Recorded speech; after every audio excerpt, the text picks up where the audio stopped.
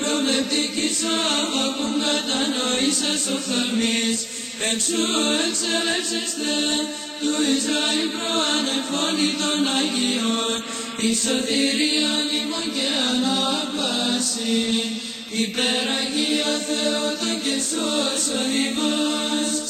Όρος δε πρωί δε Δανείλ αλατόμητον, κατά σκιάν ο Αβακούμ δε τυρωμένον ο Δαβίδ. Όρος άλλος Αγίων και εμφάνες και ποιον όρος πανυμνητέ.